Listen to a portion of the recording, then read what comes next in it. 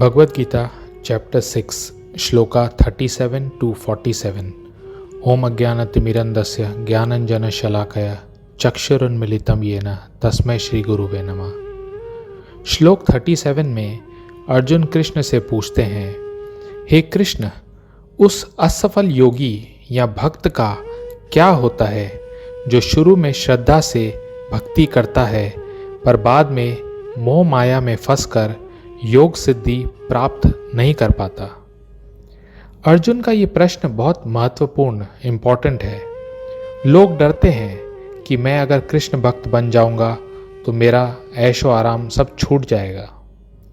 अर्जुन आगे कहते हैं, हे कृष्ण, क्या ऐसा असफल योगी एक छिन्न भिन्न बादल की तरह नहीं हो जाता जिसका दोनों तरफ से नुकसान हो गया हो? न वो भक्ति पूरी कर पाया, न वो पूरा भौतिक आनंद ले पाया। हे कृष्ण, यही मेरा संदेह डाउट है। आपके अतिरिक्त अन्य कोई ऐसा नहीं है जो इस संदेह को नष्ट कर सके। एक्चुअली हमको भगवान कृष्ण से ऐसे ही प्रार्थना करनी चाहिए। मन में जो संदेह डाउट है उसे भगवान से बिना संकोच व्यक्त करना, कहना चाहिए, क्योंकि भगवान कृष्ण से बेहतर कौन सब कुछ जान सकता है। वे हमारा भूत, वर्तमान, भविष्य जानते हैं। Krishna knows our past, present and future. वे हमारे हृदय में, दिल में परमात्मा के रूप में स्थित हैं और वे हमारे हितैषी, वेल विशर हैं। कृष्ण अर्जुन से कहते हैं, हे पृथा पुत्र, कल्याण कार्यों में निरत योगी का न तो इस लोक में और न परलोक में ही विनाश होता है। हे मित्र, भलाई करने वाला कभी बुराई से पराजित नहीं होता। श्रीमद् भागवतम 1.5.17 में श्री नारद मुनि व्यासदेव जी को कहते हैं, त्यक्त्वा स्वधर्मम चरणाम भुजम हरेर भजन अपकोवत पते तो यदि यत्र क्वा व भद्रम अबुद अमुष्य किम को वार्थ आपतो भजताम स्वधर्मत। यदि कोई समस्त भौतिक आशाओं को त्याग कर भगवान की शरण में जाता है तो इसमें न तो कोई क्षति होती है न पतन। दूसरी ओर अभक्त जन अपने अपने व्यवसायों में लगे रह सकते हैं, फिर भी वे कुछ प्राप्त नहीं कर पाते। मानवता के दो विभाग किए जा सकते हैं, नियमित तथा अनियमित। अनियमित मतलब वे लोग जो जानवरों के जैसे कार्य करते हैं। उनका सारा जीवन खाने में, सोने में, भय में और मैथुन में बीत जाता है। नियमित मानव वे होते हैं जो शास्त्रों को, जैसे भगवद गीता, श्रीमद् भागवतम को मानते हैं और धीरे धीरे जीवन में उन्नति करते हैं। नियमित मानव 3 तरह के होते हैं। नंबर 1, जो शास्त्रों को मानते हैं पर उन्हें भौतिक लाभ चाहिए, स्वर्ग चाहिए। नंबर 2, जो संसार से मुक्ति चाहते हैं। नंबर 3, जो कृष्ण भक्त हैं। कृष्ण भक्ति करने से आत्मा पूरी तरह से संतुष्ट हो जाता है। कृष्ण की थोड़ी भक्ति करने से भी बहुत फायदा होता है। जो थोड़ी भक्ति करके गिर जाते हैं उन्हें स्वर्ग में एंट्री मिलती है, जहाँ वे एंजॉय करके वापस इस पृथ्वी पर जन्म लेते हैं। वह जन्म भी किसी वैष्णव के घर या किसी पैसे वाले धनी परिवार में होता है। ऐसे परिवारों में जन्म लेने से वे अपनी इच्छाओं को पूरा करके फिर से भक्ति कर सकते हैं। जो बहुत समय तक भक्ति करके गिर जाते हैं वे अगले जन्म में योगियों के परिवार में जन्म लेते हैं, विशेषतः आचार्यों या गोस्वामियों के परिवार में। इन परिवारों में बचपन से ही कृष्ण भक्ति का प्रशिक्षण मिलता है।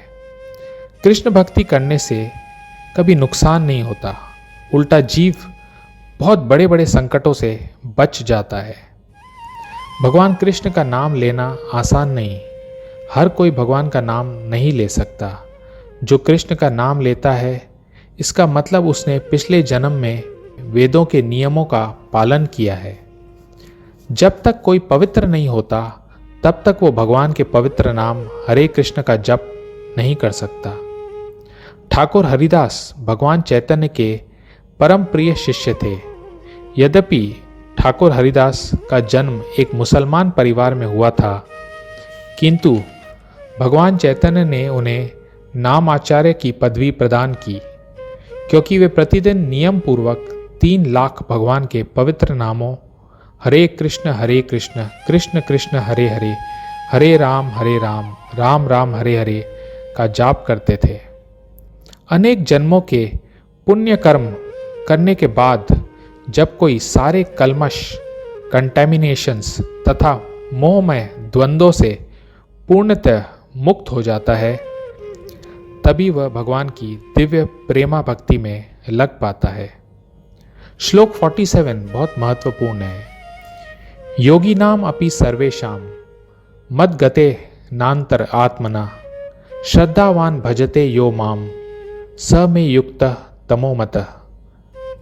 और समस्त योगियों में से जो योगी अत्यंत श्रद्धापूर्वक मेरे परायण है, अपने अंतकरण में मेरे विषय में सोचता है और मेरी दिव्य प्रेमा भक्ति करता है, वह योग में मुझसे परम अंतरंग रूप में युक्त रहता है और सबों में सर्वोच्च है। यही मेरा मत है। भक्ति योग सब योगों की परिणति है, मतलब सब योगों में भक्ति योग टॉप है। योग का असली मतलब ही भक्ति योग है। सारे योगों का लक्ष्य भक्ति योग ही है। जब कर्म योग में ज्ञान तथा वैराग्य बढ़ता है तो वह ज्ञान योग हो जाता है। जब ज्ञान योग में परमात्मा का ध्यान बढ़ता है तो वह अष्टांग योग हो जाता है। और जब कोई अष्टांग योग को पार करके कृष्ण तक पहुंच जाता है तो उसे भक्ति योग कहते हैं। असल में भक्ति योग ही अंतिम लक्ष्य है, पर भक्ति योग को बारीकी से समझने के लिए बाकी योगों को समझना पड़ता है। यदि कोई इतना भाग्यशाली होता है कि भक्ति योग को प्राप्त हो सके, तो ये समझना चाहिए कि उसने समस्त योगों को पार कर लिया है। कोई भाग्यशाली ही भक्ति योग के पथ को स्वीकार करके कृष्ण भावना भावित हो पाता है। आदर्श योगी श्याम सुंदर कृष्ण पर अपना ध्यान लगाता है, जो बादल के समान सुंदर रंग वाले हैं, जिनका कमल मुख सूर्य के समान तेजवान है, जिनका वस्त्र रत्नों से प्रभापूर्ण है और जिनका शरीर फूलों की माला से सुशोभित है। उनके अंगों से ब्रह्मज्योति निकलती है। वे राम, नरसिंह, वराह तथा श्री भगवान कृष्ण जैसे विभिन्न रूपों में अवतरित होते हैं। वे सामान्य व्यक्ति की भांति माता यशोदा के पुत्र रूप में जन्म ग्रहण करते हैं और कृष्ण, गोविंद तथा वासुदेव के नाम से जाने जाते हैं। वे पूर्ण बालक, पूर्ण पति, पूर्ण सखा तथा पूर्ण स्वामी हैं और वे समस्त ऐश्वर्यों तथा दिव्य गुणों से ओतप्रोत हैं। जो श्री भगवान के इन गुणों से पूर्णतः अभिज्ञ रहता है, जो श्री भगवान के इन गुणों को जानता है, वो सर्वोच्च योगी कहलाता है। Thank you very much. Hare Krishna.